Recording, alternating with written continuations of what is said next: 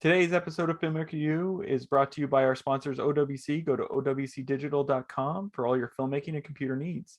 And it's also brought to you by our other sponsors, AJA. Make sure to check out aja.com so that you can see how they can help you in your post-production needs. Hi, I'm Gordon Burkell from Filmmaker U. At Filmmaker U, we create courses for film professionals to deepen and diversify your existing skill set. You can learn more at filmmakeru.com, or of course follow us on Twitter at filmmaker_u. Every week we interview a film professional to discuss their work, and this week I'm joined by editor Conrad Buff, whose work includes Spaceballs, Titanic, and more recently the Apple TV Plus movie Emancipation. Welcome to the show, Conrad. Thank you, Gordon. I guess my first question for you is, how did you get involved with Emancipation?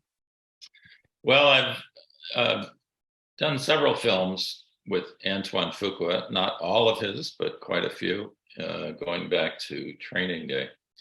But we were working on a project together, and he mentioned that he was very excited about a project he had developed with Will Smith.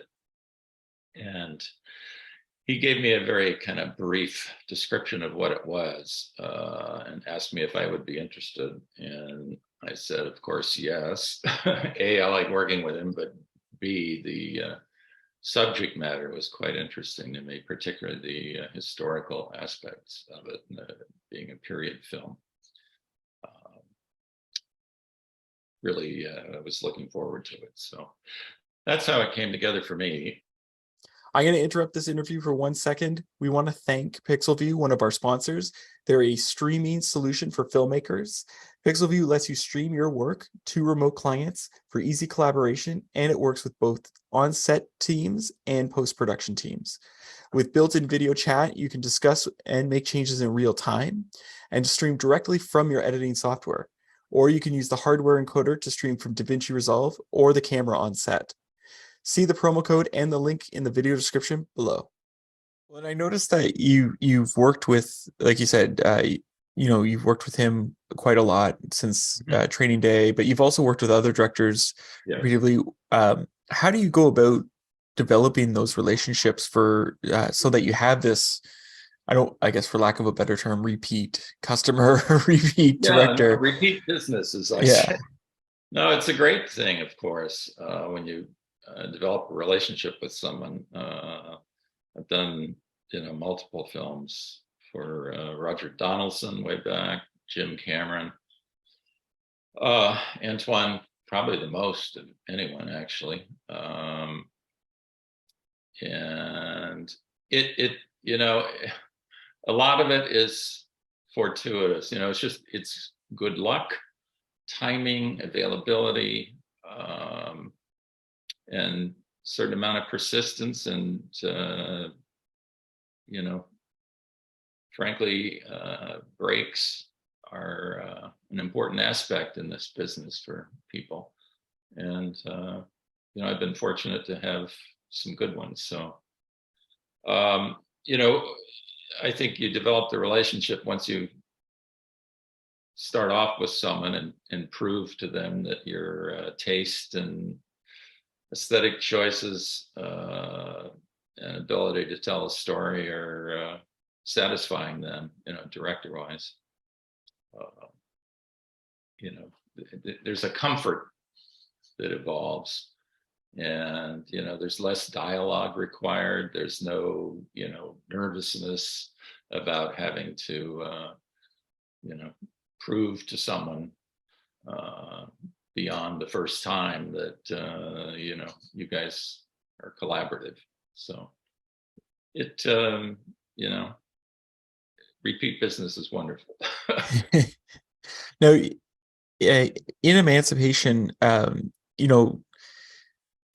when you I think about the alligator scene, and I'm wondering how did you tackle that scene, or how did you I guess what was the footage coming in, and how did you figure out how you wanted to focus the scene? Well, the sequence leading up to the actual alligator attack and subsequent fight was very, very suspenseful. The takes were quite long. Peter, the protagonist, is being pursued by Fassel and his gang. So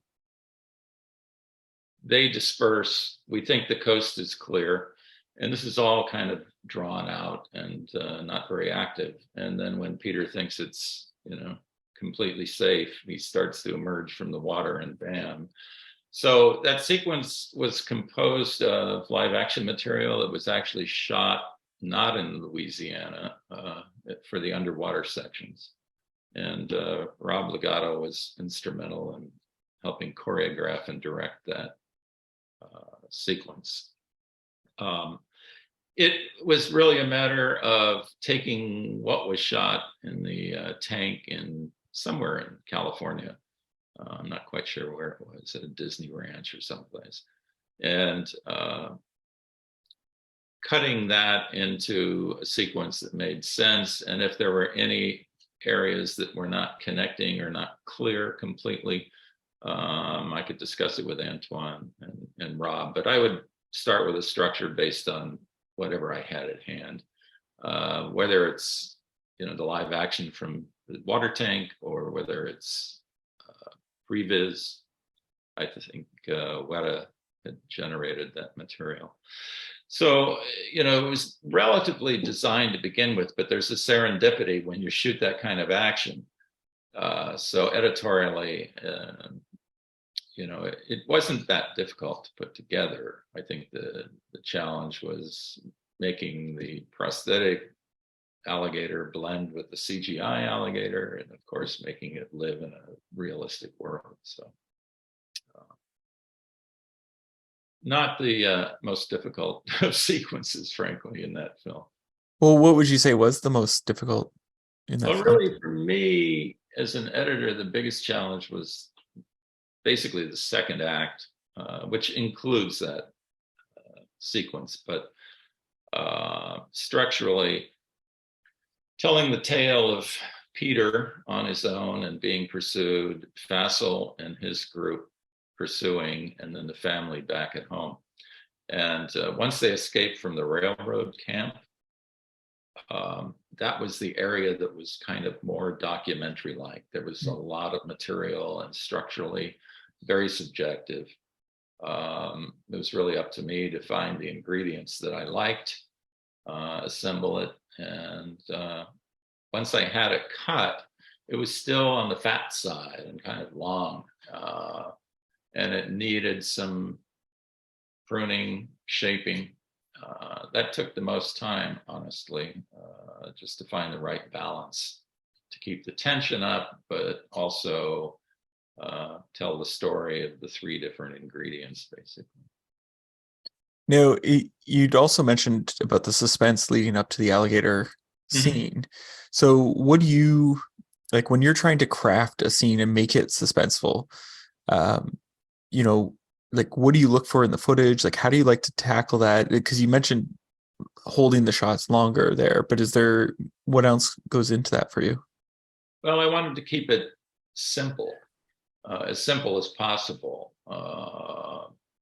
It begins with an interesting shot where we see Fassel on a horse riding, and we pull back and reveal that in the foreground is Peter, who is very stealthily trying to outmaneuver these two forces that are coming together.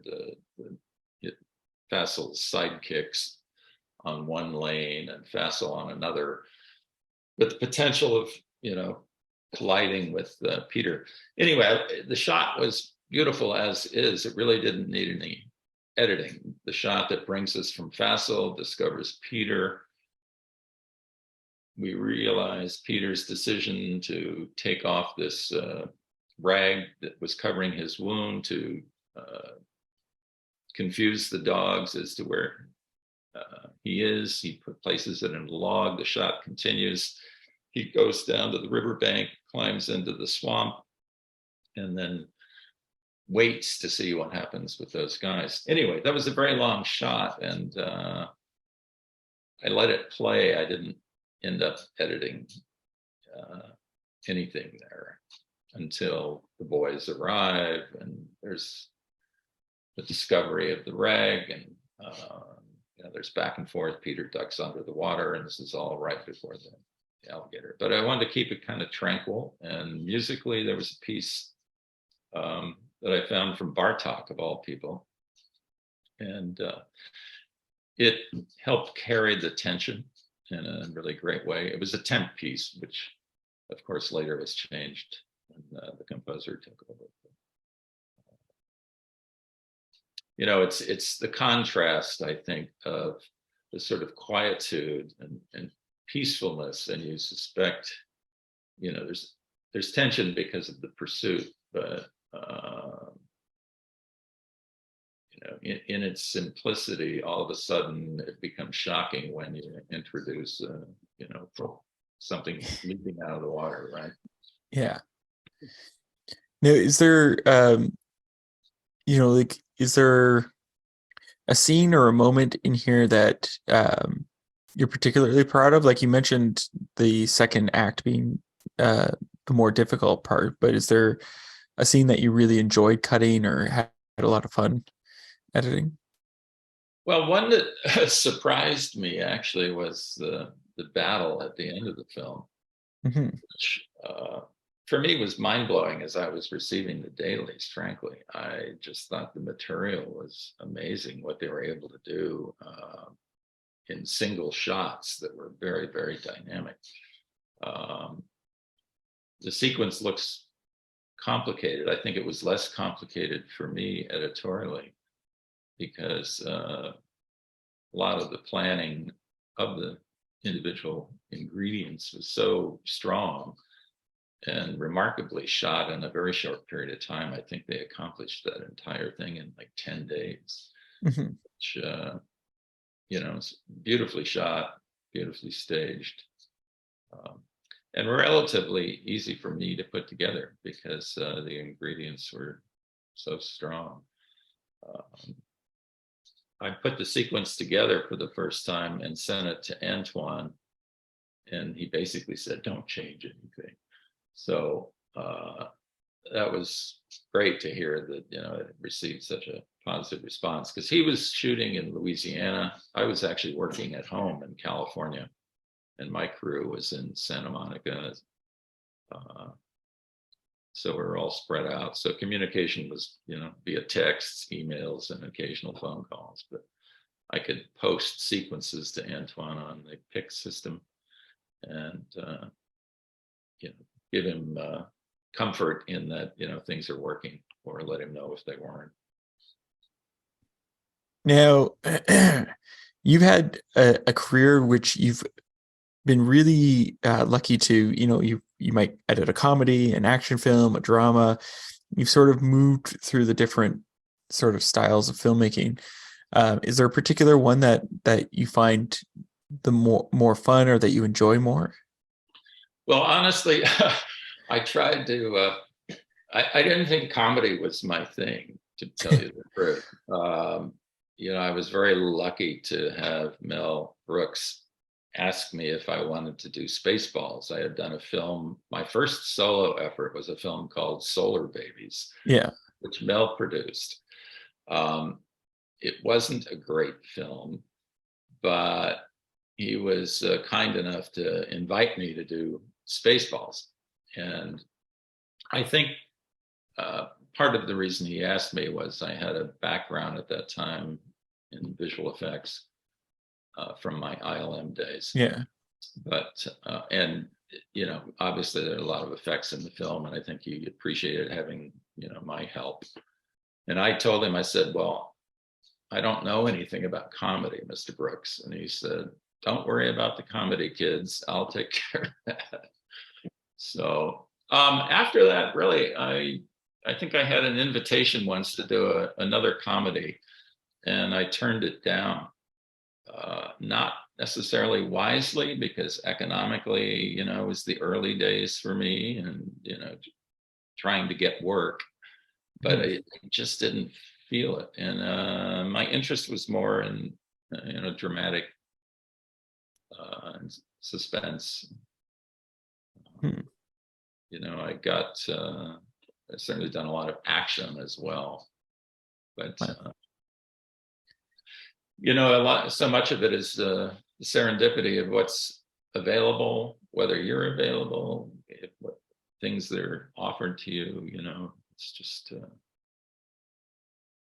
it kind of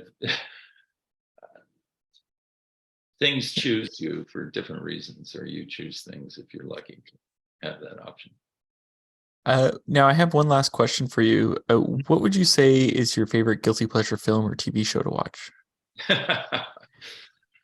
Well, one of my early guilty pleasures was The Outer Limits.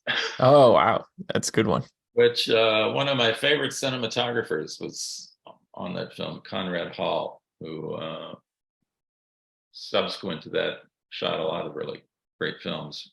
Yeah. And I remember as a kid, a teenager, watching that and realizing his work was unique in that series. He didn't shoot them all. There were multiple cinematographers. Mm-hmm. But as far as films go, I mean, without a doubt, I could always be seduced by Chinatown. I think the story is just so amazing. It's really about just water in Los Angeles. And it's so beautifully directed and written. Yeah.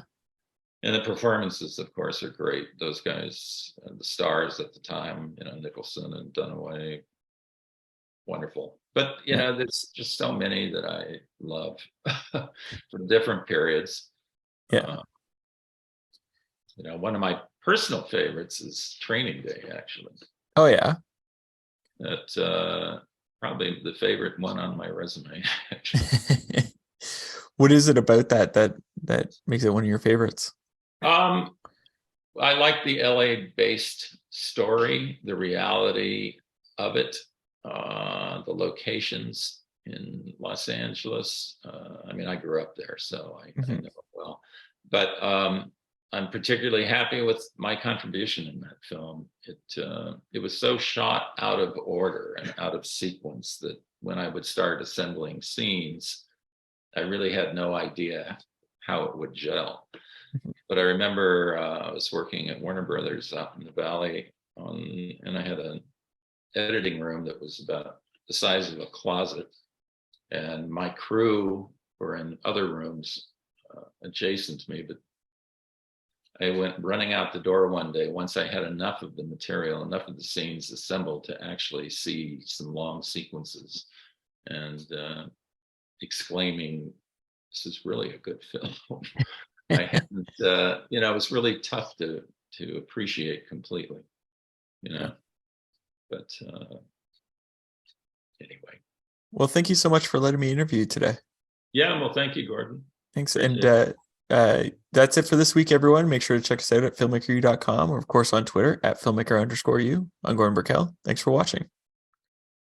Today's episode of Filmmaker U is brought to you by our sponsors, OWC. Go to owcdigital.com for all your filmmaking and computer needs. And it's also brought to you by our other sponsors, AJA. Make sure to check out aja.com so that you can see how they can help you in your post-production needs.